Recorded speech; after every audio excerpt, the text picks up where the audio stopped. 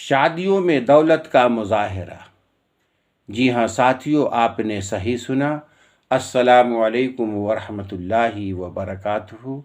آج کا موضوع ہے شادیوں میں دولت کا مظاہرہ۔ میرے عزیز دوستوں، شادیاں پہلے بھی ہوتی تھیں اور شادیاں آج بھی ہو رہی ہیں۔ فرق صرف اتنا ہے کہ پہلے جو شادیاں ہوتی تھی وہ دو خاندان کو ایک مقدس رشتے میں جوڑے جاتے تھے۔ آج بھی شادیاں ہو رہی ہیں۔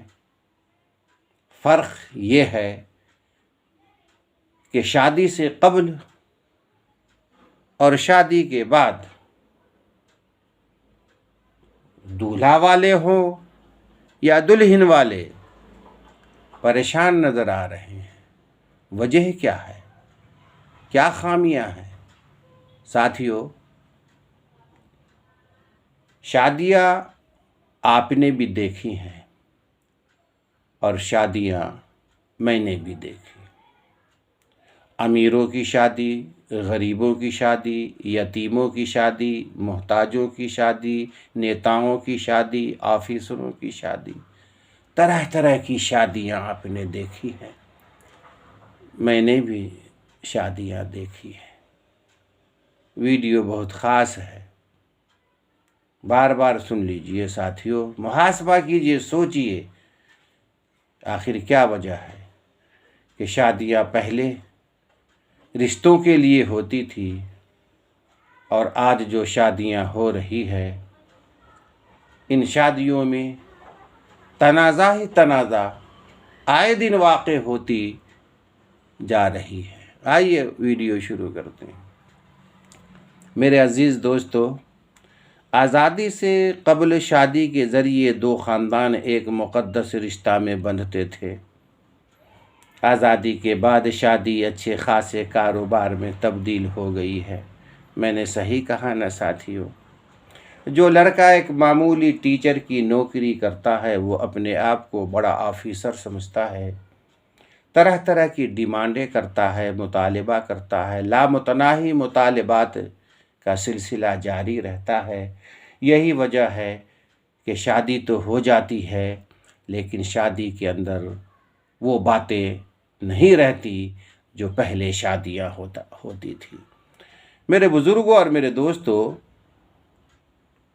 میں نے ایک نوجوان کو دیکھا کہ اپنے ہونے والے سسر کے کان میں کچھ کہتے ہوئے نظر آیا۔ کیا کہہ رہا تھا کہ کیا آپ شادی کے بعد مجھے سعودیہ بھیجیں گے، کویت بھیجیں گے، دبئی بھیجیں گے؟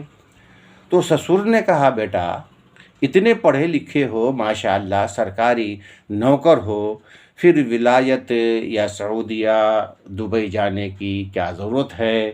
تو لڑکا نے یعنی ہونے والے داماد نے جواب دیا، پیسہ کمانا ہے۔ سمجھ رہے نا آپ میری باتوں کو؟ نوجوانوں، آپ سے گزارش ہے کہ آپ کے والدین نے بڑی محنت و مشقت کر کے خود سوکھی روٹی کھا کر، زمین جائیداد بیچ کر، آپ کی والدہ زیورات بھیج کر کے آپ کو پڑھایا لکھایا۔ کیا ایسے ہی ماحول پیدا کرنے کے لیے کہ آپ پڑھ لکھ کر کے ایک عزت و محترم عہدے پر فائز ہو کر قوم و ملت کی غریب لڑکیوں کے ساتھ کھلواڑ کریں گے؟ یہ سوچ کر کے آپ کے والدین نے زمین جائیداد نہیں بیچی تھی۔ آپ پڑھے لکھے ایک اچھے تعلیم یافتہ بنو، قوم و ملت کی رہنمائی کا ذریعہ بن جاؤ۔ آئیے آگے بات اپنی شروع کرتے ہیں۔ میرے عزیز دوستو،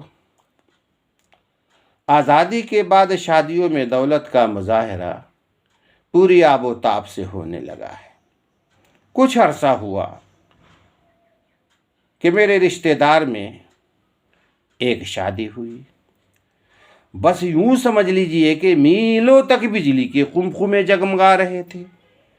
ایسا معلوم ہو رہا تھا کہ رات کو سورج نکل آیا تھا۔ آپ کو بھی سابقہ پڑا ہوں گا۔ آئیے آگے بڑھتے ہیں۔ ایک شادی کی کہانی تو آپ نے سن رکھی ہوگی، جس نے ہر باراتی کو سونے کی ایک انگوٹھی دی تھی۔ منڈپ کو جگمگانے کے لیے سارے شہر کی بجلی بند کر دی گئی تھی۔ بارات کے جلوس میں سینکڑوں کاریں شامل ہوئی تھی۔ جی ہاں ساتھیو، ایسی شادیاں ہو رہی ہیں۔ اور ایک دلچسپ بات آپ کو بتانے جا رہا ہوں۔ بہار کے ایک شادی میں مجھے بھی شرکت کا موقع نصیب ہوئی، تو وہاں دیکھا کہ اس شادی میں ایک مفتی صاحب تشریف فرما تھے۔ جب انہوں نے شادیوں میں صراف بیجا خرچ کو دیکھا تو ان کی ایمانی و تعلیمی قوت غصے میں آ گئی، اور وہ کہنے لگے کہ کیا کر رہے ہو، یہ کہاں لکھی ہے، یہ سب بدتمیزی ہے۔ مفتی صاحب کہنے لگے یہ میلو کمکمے لگانا، روشنی کرنا، یہ فضول خرچی کرنا، یہ پنڈال کا لگانا، یہ سب بدتمیزی ہے، فضول خرچی ہے، اس سے پرہیز کرنا چاہیے۔ ساتھیو، لیکن تھوڑی دیر کے بعد دولہا اور دلہن کے ساتھ فوٹو کھنچوانے کے لیے مفتی صاحب آگے آگے نظر آئے۔ معافی چاہتا ہوں صاحب، ایسا ہو رہا ہے اور آپ کو بھی سابقہ پڑا ہوگا۔ آگے بڑھتا ہوں۔ ایک شادی کی روایت یوں بیان کی گئی ہے کہ دلہن کے والد نے ایک اسکول میں بارات ٹھہرانے کا انتظام کر رکھا تھا۔ دولہا کے باپ نے ایک اسکول میں بارات کو ٹھہرانا اپنی شان کے خلاف سمجھا۔ چنانچہ باراتیوں کو ایئر کنڈیشن کوٹھیوں میں ٹھہرانے کا انتظام کیا گیا۔ یہ مرحلہ ختم ہوا تو دولہا کے باپ نے مطالبہ کیا کہ بارات کو تندوری مرغ اور دوسری چیزیں کھلائی جائے۔ سمجھ رہے ہیں نا آپ میری باتوں کو؟ ہوتا ہے، ایسا ہوتا ہے۔ لڑکی کے باپ نے مجبوراً یہ مطالبہ بھی منظور کر لیا، لیکن مطالبات کا سلسلہ لامتناہی ختم نہ ہوا۔ تیسرا مطالبہ یہ تھا کہ لڑکی کو ایک بار پھر دکھایا جائے۔ بیچارہ مرتا کیا نہ کرتا، لڑکی کے باپ نے یہ مطالبہ بھی منظور کر لیا، لیکن مطالبات کا سلسلہ جاری رہا۔ چوتھا مطالبہ یہ کیا گیا کہ رشتہ داروں کو 35 ساڑیاں اور کم از کم 40 ہزار روپے کا تحفہ دیا جائے۔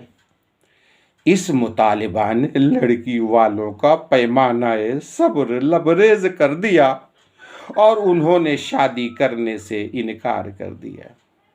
سمجھ رہے نا میری باتوں کو؟ یہ ہے پڑھے لکھے ہمارے آج کے نوجوان، جن کے والدین نے زندگی کی ساری پونجی بیچ کر کے ایک ماسٹر و ٹیچر بنایا۔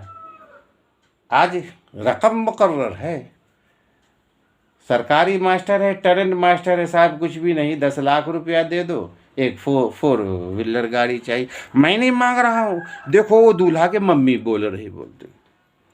اگر ٹرینڈ ٹیچر ہے جن کی تنخواہ صرف 20-25 ہزار روپیہ ہے، ان کی ڈیمانڈ کیا ہے معلوم آپ کو؟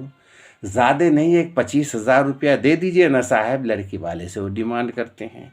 اور سب سے تو خوش آئین بات یہ ہے کہ ان رشتوں کو جوڑنے والے بھی ماسٹر ہی صاحب ٹیچر رہتے ہیں اور کمیشن لیتے رہتے ہیں۔ خدا محفوظ رکھے ان پڑھے لکھے لوگوں سے۔ معافی چاہتا ہوں، میں ہوں میم کاف برکاتی، ممبر پریس کونسل آف انڈیا، میں بھی منہ میں زبان رکھتا ہوں۔